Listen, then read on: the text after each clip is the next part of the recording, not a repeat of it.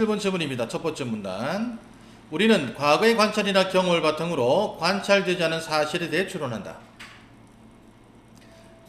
매일, 예시 나옵니다. 매일 해가 동쪽에서 떠올랐다는 것을 근거로, 이게 과거의 관찰이죠. 경험.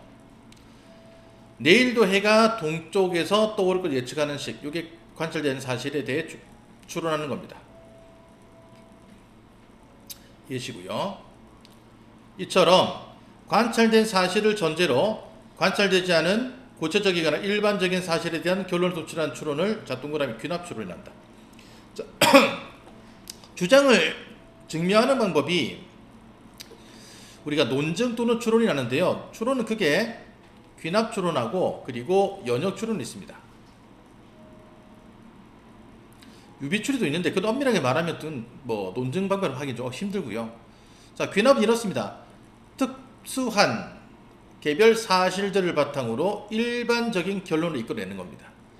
자, 빨간 점이 4개 있습니다. 아마 이 점은 계속 이렇게 쭉 이어져서 선을 이룰 것이라 생각하는 거죠. 연역은 반대로 이런 빨간 선이 있으니까 여기 있는 모든 점들은 빨간 점일 거라 생각하는 거죠. 한 점은. 전 부분에서 전체로 가는 것, 부분들을 통해서 전체로 생각하는 것, 귀납. 전체에서 한 부분을 같은 맥락으로 보는 것이 바로 연역입니다. 자, 귀납 추론은 우리의 일상과 과학 탐구에서 매우 중요한 역할을 함에도 불구하고 솔직히 정당화될 수 없다는 비판을 받아왔다. 귀납 추론의 비판에 대한 글입니다. 이 글은 두 번째 문단.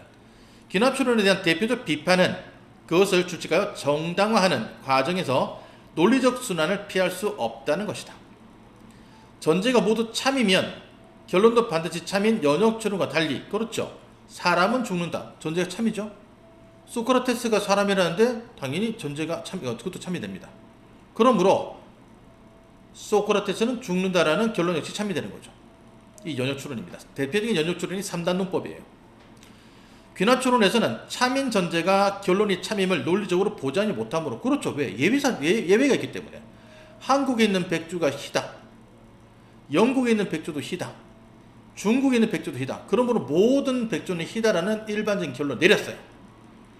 찾아보니까 호주에 검은색의 백주가 있다는 겁니다. 그러므로 반드시 참임을 논리적으로 보장하지 못하고 확률적으로는 보장할 수밖에 없죠. 귀납 추론을 정당할 별도의 근거가 필요하다. 비판자들에 따르면, 이 비판자들이 뭡니까? 위에 있는 이 주장을 하는 사람들이에요.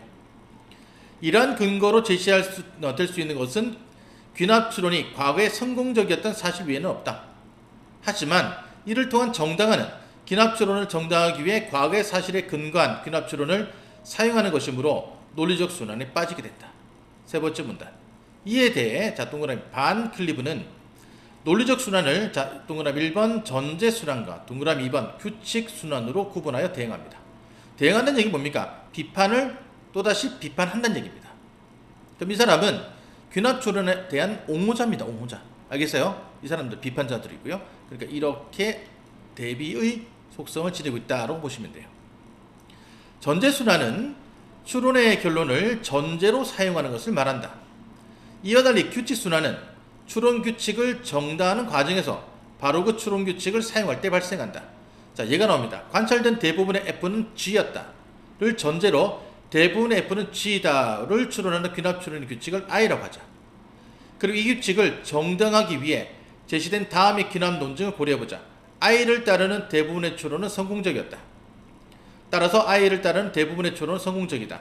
이 논증은 I를 정당하기 위해서 I를 사용했기 때문에 이건 규칙 순환으로 보는 겁니다. 자, 네 번째 문단. 반 클리브에 따르면 논증의 문제가 되는 악순환은 논증을 사용하여 결론에 대한 정당한 믿음을 얻으려면 결론에 대한 정당화된 믿음을 이미 가지고 있어야만 하는 경우에 발생하는 것이다. 결론을 미리 전제하는 전제순환적 논증 밑줄. 이러한 의미에서 악순환이 발생한다. 자, 그래서 전제순환 논증에는 악순환이 발생합니다. 그러나 반 클리브는 특정 규칙을 사용하여 정당화된 믿음을 얻기 위해 그 규칙에 대한 정당화된 믿음을 가질 필요가 없다고 주장합니다. 어린아이가 감각 메커니즘을 어떻게 정당할지 알지 못하더라도 정상적인 감각 메커니즘을 통해 가지게 된 내 앞에 사과가 있다라는 그의 믿음은 정당화되듯이 추론규칙에 대한 정당화된 믿음이 없더라도 그 추론규칙이 올바른 규칙이라면 그것을 사용하여 정당화된 믿음을 얻을 수 있다는 것이다. 꼭 규칙이 정당할 필요는 없다.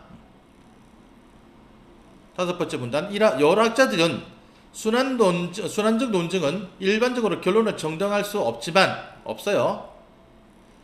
가장 근본적인 추론규칙을 정당화하는 경우에는 규칙 순환이 허용될 뿐 아니라 불가피하다 본다. 결국 근본적인 추론규칙을 정당화할 경우에는 규칙 순환이 필요하고 또 어쩔 수 없는 것이다 라고 보는 겁니다.